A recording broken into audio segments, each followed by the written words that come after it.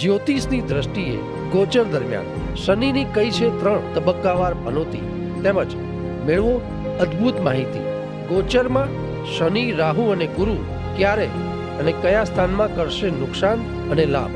જ્યોતિષ ગુરુ ડોક્ટર પંકજ નાગર પાસેથી અને નિહાળો કાર્યક્રમ જ્યોતિષ એક વિજ્ઞાન। નમસ્કાર દર્શક મિત્રો, આપનું સ્વાગત છે કાર્યક્રમ જ્યોતિષ એક વિજ્ઞાન અને આપ નિહાળી રહ્યા છો અમારી જીટીપીએલ ગુજરાતીની વિશેષ રજૂઆત। દર્શક મિત્રો, કિસ્મત પર જો ભરોસો રાખીએ અને બેસી રહીએ તો કિસ્મતમાં જે લખ્યું છે એ જ મળે, પરંતુ ખુદ પર પોતાની ઉપર જો ભરોસો કરીએ તો જે ધ્યેય નક્કી કર્યો છે એ મેળવી શકે છે। માટે પોતાની પર ભરોસો રાખવો જોઈએ અને પોતાના કર્મો અને ઈરાદા, મજબૂત ઈરાદાથી જો આપણે ચાલીએ તો મુકદ્દરમાં જે કિસ્મતમાં લખવું છે એ આપણા ધ્યેય સાથે લખી શકીએ છીએ અને આપણો ધ્યેય સિદ્ધ થાય, આપ મજબૂત થાય તેવો જ્યોતિષ એક વિજ્ઞાનમાં અમારો પ્રયત્ન રહેશે। આજે પણ દર્શક મિત્રો આપનું સ્વાગત છે કાર્યક્રમમાં અને મારી સાથે સ્ટુડિયોમાં જ્યોતિષ ગુરુ ડૉક્ટર પંકજ નાગર, આપનું પણ સ્વાગત છે। નમસ્કાર અશોકભાઈ અને નમસ્કાર મારા વહાલા દર્શક મિત્રો। આજના આ એપિસોડની અંદર આપણે જીટીપીએલ મંત્ર જાણી જોઈને રાખતા નથી, કારણ કે મારો ઈરાદો નેક એટલા માટે છે કે આપણા પાસે આવેલા પ્રશ્નોનું નિરાકરણ આજના આ શોની અંદર દર્શક મિત્રો કરીએ। તો દર્શક મિત્રો, અશોકભાઈ સાથે આગળ વધતા પહેલાં અશોકભાઈએ જે એક સરસ મજાનો મંત્ર કીધો એની વાત કરું તો મને એક વાત યાદ આવે છે। કોઈ ક્યાંક જગ્યાએ કોઈ જગ્યાએ લખ્યું છે કે અગર खुदा से मांगोगे तो जितना लिखा है वही मिलेगा, अगर खुद को उन्नत करोगे तो फिर तो खुदा से भी ज़्यादा खुद पा सकता है। उसका नाम ही जीवन की सही बुलंदियाँ है। आओ आगे बढ़ते हैं अशोक भाई के साथ इसी शो के अंदर। બિલકુલ પંકજભાઈ, જે પ્રમાણે તમે કહ્યું કે દર્શક મિત્રોનો આજે આપણે માત્ર સવાલો લઈશું, પરંતુ જેમ તમે વાત કરી કે ગયા એપિસોડમાં આપણે છેલ્લે એક જે દર્શક મિત્રોના સવાલો હતા કે શનિ અને રાહુની જે તબક્કાવાર પનોતી હતી અને ગોચર દરમિયાન ક્યારે નુકસાન કરે એની વાત હતી, પરંતુ એમાં આપણે રાહુની એક વાત રહી ગઈ હતી કે રાહુ ગોચર દરમિયાન લાભ પણ ક્યારે કરે એની વાત કરી લઈએ તો એ વાત જરા આપણે પૂરી કરી હતી। બહુ સરસ વાત કરી કે જરૂરી નથી કે રાહુ નામ માત્રથી લોકોને નુકસાન કરે અને તકલીફો પહોંચાડે। ક્યારેક ક્યારેક ક્રૂર ગ્રહો પણ એટલું સુંદર મજાનું રિઝલ્ટ આપતા હોય છે, પરંતુ એની અનુકૂળતા સાનુકૂળતા કયા સ્થાનમાં કેવી પરિસ્થિતિમાં હોય છે એ જોવી ખૂબ જ જરૂરી છે। હવે મંત્રેશ્વરનો અને પારાશરનો એક સરસ મજાની વાત કરેલી છે। મંત્રેશ્વરે કહ્યું છે કે ઉપચયો રાહવે શ્રેષ્ઠ ફલમ પ્રદાની। પારાશરે કહ્યું છે કે ઉપચય સ્થાનો રાહવે ઈશ્વરે ફલ પ્રાપ્તિ। એટલે બંનેનો મતલબ એવો થાય છે કે જો રાહુ ઉપચય સ્થાનની અંદર હોય તો તમને ઈશ્વર સમાન સ્ટેટસ આપે છે અને સાથે સાથે અણધાર્યા લાભ આપે છે। એ વાત આ બંને શ્લોક ઉપરથી નિશ્ચિત અને ચોક્કસ જણાય છે। આવો આગળ વધીએ કે આ રાહુ અશોકભાઈએ પૂછ્યું કે ક્યારે લાભ આપે, જન્મકુંડળીની અંદર ક્યારે લાભ આપે ને ગોચરમાં ક્યારે લાભ આપે। બરાબર।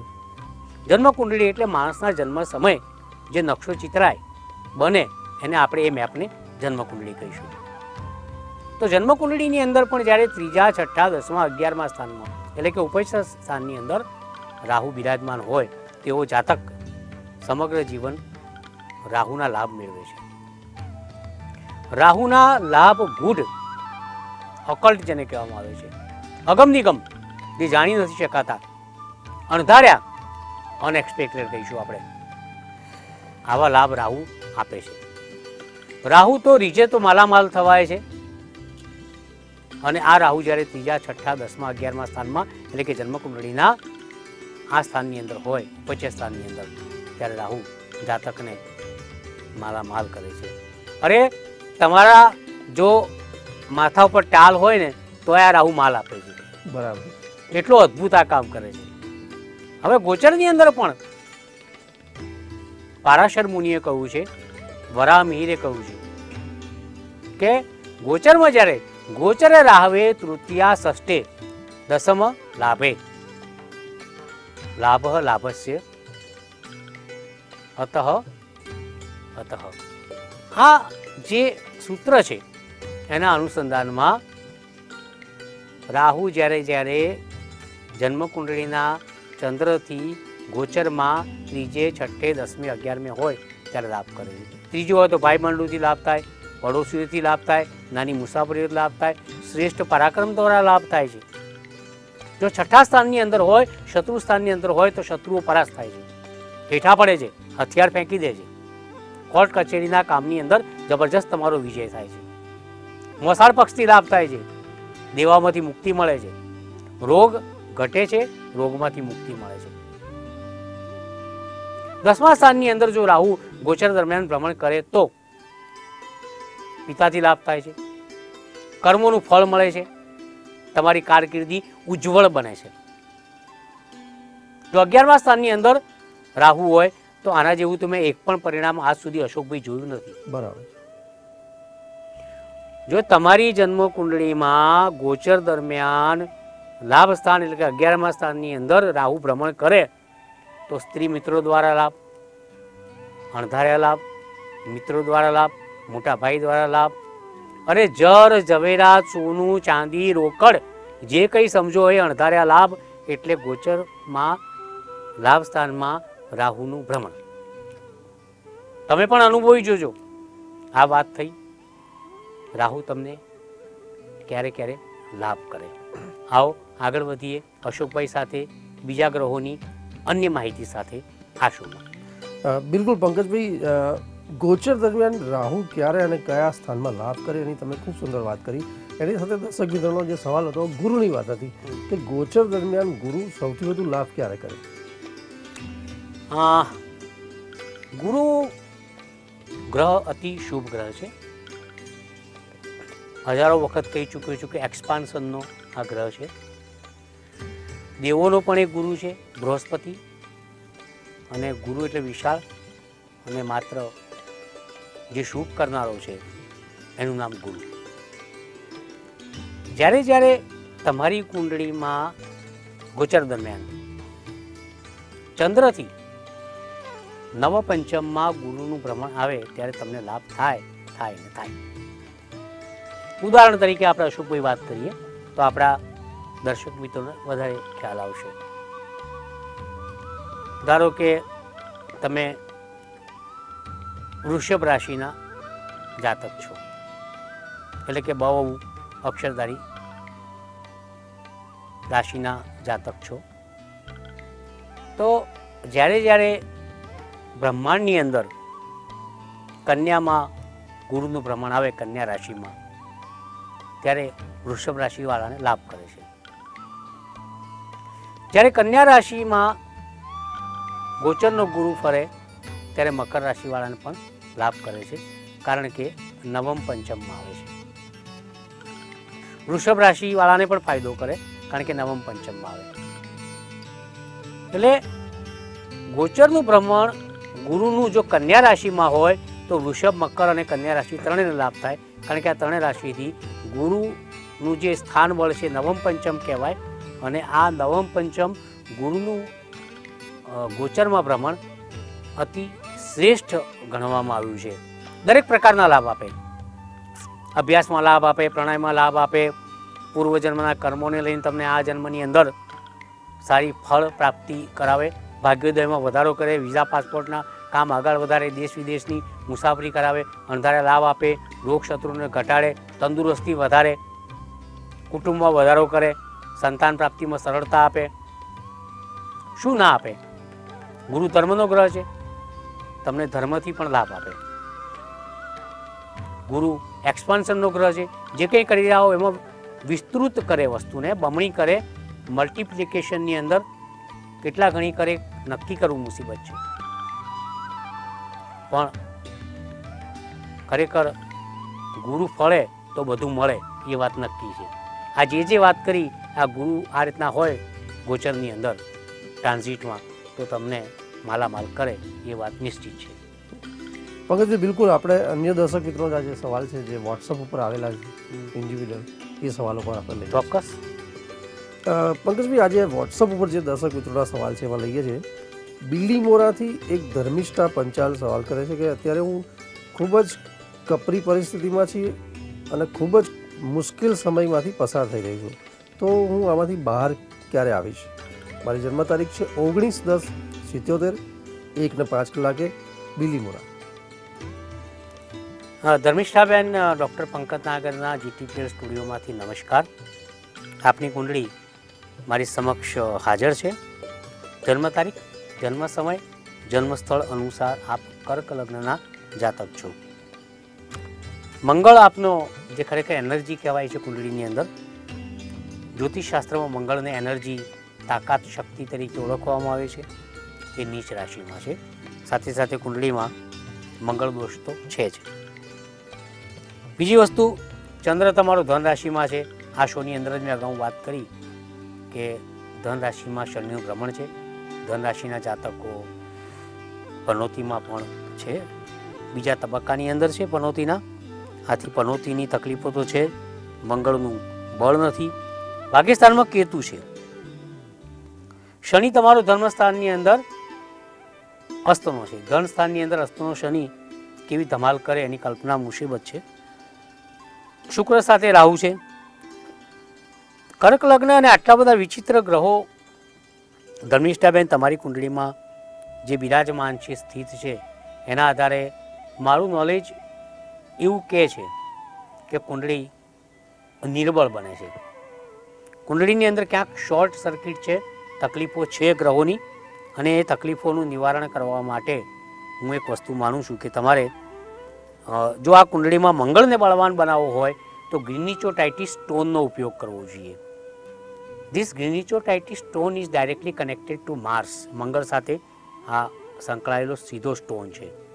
નંગો બંગો પડ્યા કરતાં આમે સ્ટોનનું જે નામ આપ્યું એ તમે ધારણ કરો તો તમને કંઈક ફાયદો થાય. અન્યથા કુંડળીમાં જે ગ્રહ બળ છે એ ખૂબ જ નિર્બળ છે. અને મને એવું લાગે છે કે જો આવી કુંડળી લઈને તમે આખી જિંદગી ફર્યા કરશો તો કોઈ મોટી આશાઓ સફળ થાય અને આશાઓ પરિપૂર્ણ થાય એવું મને આ કુંડળી પરથી જણાતું નથી. માફ કરજો કે થોડીક કડવી વાત કહી રહ્યો છું આપને, પરંતુ આ શોની અંદર હંમેશા સત્ય તમારી સમક્ષ આવે તો વધારે સારું કહેવાય. પ્રસારણ માધ્યમની ઇજ્જત અને પ્રતિષ્ઠા ત્યારે જ સચવાય કે જ્યારે સત્યનું પ્રસારણ થાય. બિલકુલ. પંકજભાઈ, અન્ય એક સવાલ લઈએ છીએ. આપણે ગાંધીધામથી એક હરેશભાઈ શેઠ સવાલ કર્યો છે કે છેલ્લા ઘણા સમયથી હું સરકારી નોકરી મેળવવાના પ્રયત્નો કરી રહ્યો છું અને તે માટે હું પરીક્ષા પણ આપી રહ્યો છું. તો મને સરકારી નોકરીના મારે યોગ છે કે નહીં એ જાણવું છે. અને બીજો એક સવાલ છે કે NGO પણ મારે શરૂ કરવું છે, તો તેમાં સફળતા મળશે કે કેમ? તો જ્યોતિષની દ્રષ્ટિએ કોઈ માર્ગદર્શન હોય તો મને ચોક્કસ આપશો. જન્મ તારીખ છે 17/11/92, 10:45 કલાકે, ગાંધીધામ ખાતે. હરેશભાઈ નમસ્કાર. આપની કુંડળી મારી સમક્ષ હાજર છે. ધન લગ્ન છે. આ કુંડળીનો એક માઇનસ પોઈન્ટ છે. શનિ સૂર્ય તમારા વ્યય સ્થાનની અંદર છે. મેં હમણાં જ અગાઉના એપિસોડની અંદર વાત કરી કે શનિ સૂર્યની યુતિ જ્યોતિષશાસ્ત્રમાં ઈષ્ટ ગણવામાં આવી નથી, સારી ગણવામાં આવી નથી. આથી આપે હંમેશા ચેતતા રહેવું જોઈએ. ઉપરાંત મને એવું લાગે છે કે રાહુ સૂર્ય પણ છે ને શનિ ધન સ્થાનમાં છે. આ બધી બાબતો ક્યાંક ક્યાંક નડતર રૂપ મને જણાય છે. ધન સ્થાનમાં શનિ ધનની અંદર ભારે જળ ઉતર બતાવે છે. સૂર્ય રાહુનો ગ્રહણ યોગ ક્યાંક ક્યાંક મુસીબતો સર્જે છે. અને મંગળ ચંદ્રનો લક્ષ્મી યોગ નીચના મંગળ સાથે અષ્ટમ સ્થાનની અંદર કોઈ ખાસ જાજુ ફળ આપતો નથી. NGO શરૂ કરવાથી ભારે નિષ્ફળતા મળી શકે છે એવું મને લાગે છે. સરકારી નોકરીના યોગ છે. મને લાગે છે કે આ મારી પાસે 2-3 મહિના પહેલાં કુંડળી ચર્ચા માટે આવી છે, પરંતુ અમારે વેઇટિંગ લિસ્ટ મુજબ આગળ વધવું એ જ એક ન્યાય છે અશોકભાઈ. એ મુજબ આ કદાચ 2-3 મહિને કુંડળીની ચર્ચા થતી હોય તો હરેશભાઈ એક વાત નક્કી છે કે માર્ચ 2019 પહેલાં આપને સરકારી નોકરી મળવાના પૂર્ણ યોગ છે. દર શનિવારે હનુમાનજીના મંદિરે જઈ એમના ડાબા પગ આગળ વધતા ક્રમની અંદર 51 શનિવાર સુધી લીંબુ ચડાવો. જેમ કે આજે શનિવાર હોય તો આજે એક લીંબુ મૂકો, બીજા શનિવારે 2 મૂકો, ત્રીજા શનિવારે 3 મૂકો. એમ કરતાં કરતાં 51 શનિવાર સુધી જો આપ હનુમાનજીના ડાબા પગ આગળ લીંબુ મૂકશો તો આપને કારકિર્દીમાં સફળતા મળશે. મારી શુભકામનાઓ અશોકભાઈ સાથે, કેમેરામેન મિત્રો સાથે, તમારી સાથે છે. પંકજભાઈ, અન્ય એક સવાલ છે કે એક દંપતીએ આપણને સવાલ કરેલો છે, દિનેશભાઈ અને શીતલબેન નામ છે. એમનો પ્રશ્ન છે સંતાન યોગ ક્યારે અને સંતાન સુખ ક્યારે છે એવો સવાલ છે. બંને અલગ અલગ પોતાની કુંડળી પણ મોકલી પણ આપી છે અને એમાં દિનેશભાઈ છે એમની જન્મ તારીખ છે 29/8/88 છે, 23 કલાકે રાત્રે અમદાવાદ ખાતે છે. અને બીજા એમના પત્ની છે શીતલબેન, એમની જન્મ તારીખ છે 10/8/92 રાત્રે 11 કલાકે કડી ખાતે છે. સરસ. દિનેશભાઈ અને શીતલબેન, ડૉક્ટર પંકજ નાગરની તમને હાર્દિક શુભેચ્છાઓ અને આશીર્વાદ પણ ખરા જ. તમારી બંને કુંડળીમાં દિનેશભાઈ તમારે વૃષભ લગ્ન છે અને શીતલબેન તમારી કન્યા લગ્નની કુંડળી છે. બંને કુંડળીઓનું સંતાનને લઈને એક સાથે મારે ચર્ચા કરવાની છે. હવે આ કુંડળીમાં દિનેશભાઈ, તમારી કુંડળીમાં પંચમ સ્થાનની અંદર બુધ કન્યા રાશિની અંદર આવેલો છે. ખૂબ જ સારું બળ છે સંતાનને લઈને. સંતાનને લઈને આ કુંડળી ખૂબ જ બળવાન થાય છે. નિરાશ થવાની જરૂર નથી. માત્ર તમારી પત્ની શીતલબેનની કુંડળીમાં શનિ પંચમ સ્થાનમાં હોય એમાં ડીલે બતાવે છે, એટલે વિલંબથી પણ આ કુંડળી એવા નિર્દેશ આપે છે, સંદેશ આપે છે, સંકેત આપે છે કે તમારા નસીબમાં સંતાન તો છે જ. 2019ના એન્ડ પહેલાં જો સંતાન ન થાય તો મને કદાચ લાગે કે મારું જ્યોતિષનું નોલેજ થોડું અધૂરું છે, પરંતુ મને લાગે છે કે 2019ના અંત પહેલાં તમે સામાન્ય પદ્ધતિ દ્વારા, અગર IVF પદ્ધતિ દ્વારા પણ સંતાનની પ્રાપ્ત કરી શકો છો. ચિંતા કરવાની બિલકુલ જરૂર નથી. કુંડળી વિલંબ બતાવે છે, વિરહ બતાવે છે, પરંતુ દેર હૈ અંધેર નહીં એ સિદ્ધાંત અનુસાર આ કુંડળી બંને બળવાન છે. ચિંતા કરવાની જરૂર નથી. પંકજભાઈ, છેલ્લે એક સવાલ લઈ લઈએ છે દર્શક મિત્રોનો. કડીના વડાવીથી એક સવાલ છે આશીષ પટેલનો. આર્થિક પરિસ્થિતિ મારી કેવી રહેશે એની સવાલ છે. હાલમાં મારે મેડિકલ સ્ટોર છે, તો ધંધા વ્યવસાયમાં કેવું રહેશે એ પણ મારે જણાવશો. મારી જન્મ તારીખ છે 23/2/84 6:30 કલાકે વડાવી કડી ખાતે. આશીષભાઈ, ડૉક્ટર પંકજ નાગરના GTPL સ્ટુડિયોમાંથી અશોકભાઈ સાથે હાર્દિક નમસ્કાર. તમારી કુંડળી મકર લગ્નની, લગ્ને શુક્ર બુધના સંયોજન સાથેની હાજર છે. ચંદ્ર અતિ નિર્બળ છે, કેતુ સાથે છે, વૃશ્ચિક રાશિમાં નીચ રાશિમાં છે, લાભ સ્થાને છે. શનિ મંગળની યુતિ 10મા સ્થાને છે, પિતા માટે હાનિકારક છે. સૂર્ય ધન સ્થાનમાં છે, લાભદાયી કહેવાય, પરંતુ ગુરુ બળવાન હોવા છતાં પણ વ્યય સ્થાનની અંદર હોવાથી એનો મોટો લાભ મળી શકે નહીં. શનિ મંગળનો સ્વભાવ જિદ્દી સ્વભાવ આપે છે. આર્થિક સ્થિતિમાં 100% સુધારો થશે. ચિંતા કરવાની કોઈ મોટી જરૂર મને લાગતી નથી.